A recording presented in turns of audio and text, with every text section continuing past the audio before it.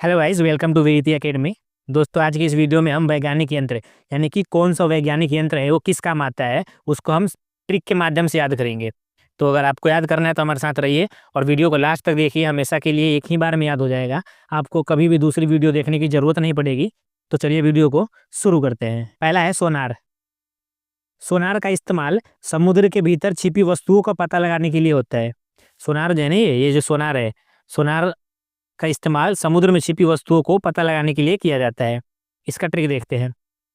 अब देखिए, भारत को पहले क्या कहा जाता था? भारत को कहा जाता था सोने की चिड़िया। तो भारत को कौन लूट के ले गए? अंग्रेज।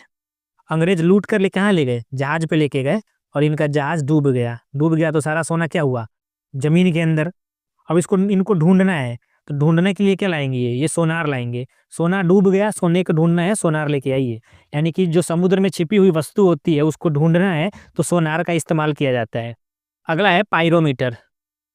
पायरोमीटर किस काम आता है? तो पायरोमीटर उच्च ताप के लिए काम आता है।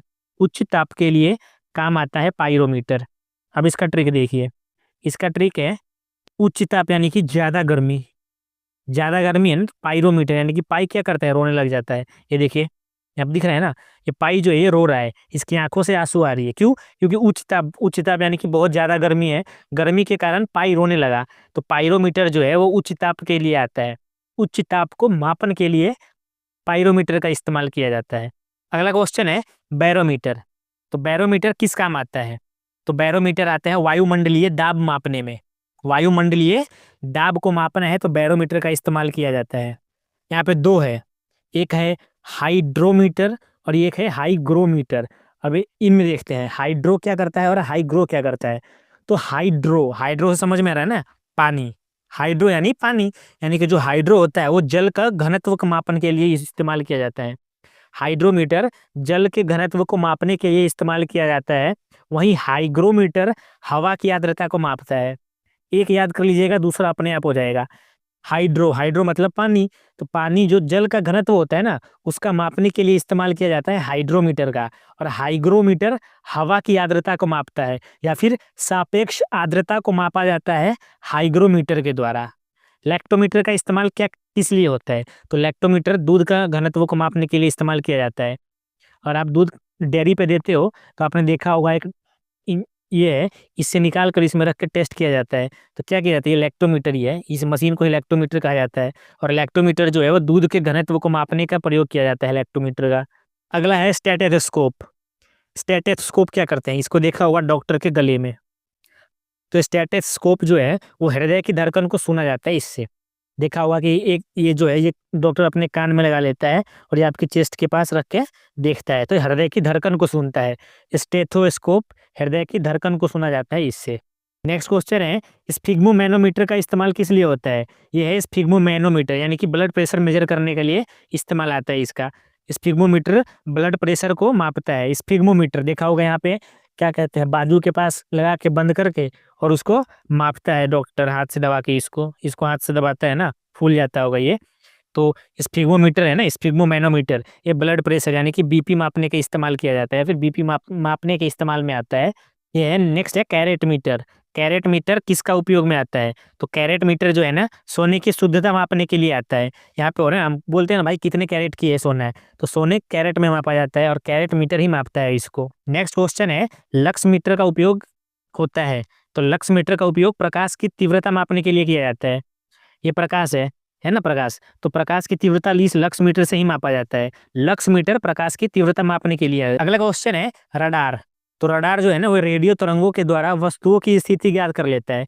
ये देखिए, ये वस्तु है ना, यहाँ मान लीजिए व्यक्ति वस्तु जो भी हो, तो ये रडार है, ये घूम रहा है, ये घूमता रहेगा और ये रेडियो तरंग के माध्यम से आपके ऊपर आएगा और ये माप लेगा। तो रडार जो है वो रेडियो तरंगों के माध्यम से वस्तुओं की स्थिति को ज्ञात कर लेता है। अगला है सिस्मोग्राफ। ये भूकंप की तीव्रता मापने के लिए किया जाता है। भूकंप की तीव्रता मापा जाता है सिस्मोग्राफ के द्वारा और रिक्टर पैमाने पर नापा जाता है। ध्यान रखिएगा, भूकंप जो है ना वो रिक्टर पैमाने पर नापा जाता, रिक्टर पैमाने पर भूकंप को मापा जाता है। लेकिन जो सिस्मोग्राफ है ये भूकंप मापने की यंत्र है ये। नेक्स्ट क्वेश्चन है पॉलीग्राफ। पॉलीग्राफ किस लिए आता है? पोली ली यानी लाई, लाई यानी कि झूठ, लाई यानी झूठ। तो झूठ का पता लगाने का यंत्र को पॉलीग्राफ कहा जाता है। पोली यानी झूठ बोल दिया ना भाई, बढ़िया है, झूठ बोल दिया, लेकिन झूठ तो बोल दिया, लेकिन पॉलीग्राफ है मेरे पास। लाई, पोली, ली यानी लाई, लाई यानी झूठा। तो झूठ का पता लगाने का यंत्र जो है वो पॉलीग्राफ है। अब हमने जितने भी वैज्ञानिक यंत्र के बारे में पढ़ा है उसी से संबंधित ये सारी क्वेश्चन है। अब आप कमेंट सेक्शन में बताइएगा कि आपका जितने भी क्वेश्चन करवाते हैं इसमें से कितना सही हुआ है। पहला है, महासागरों में डूबी हुई वस्तुओं का पता लगाने के लिए कौन सा यंत्र का उपयोग किया जाता है। हमने पढ़ा था, अंग्रेज सोना लूट के चले गए, जहाज से जा रहे थे, नीचे गिर गया, तो उसको नापना है या फिर देखना है कि भाई सामान कहाँ गिरा है, तो किसका इस्तेमाल करेंगे, सोनार का। समुद्र में खोई हुई वस्तुओं का पता लगाने का इस्तेमाल सोनार के द्वारा किया जाता है।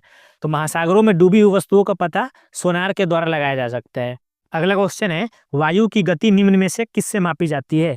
तो वायु की गति किससे मापी जाती है, ऑडियोमीटर नहीं, ये तो आवाज में आता है। हाइड्रोमीटर, ये क्या पानी के घने तो बोला था। सोनार, समुद्र में वस्तुओं की।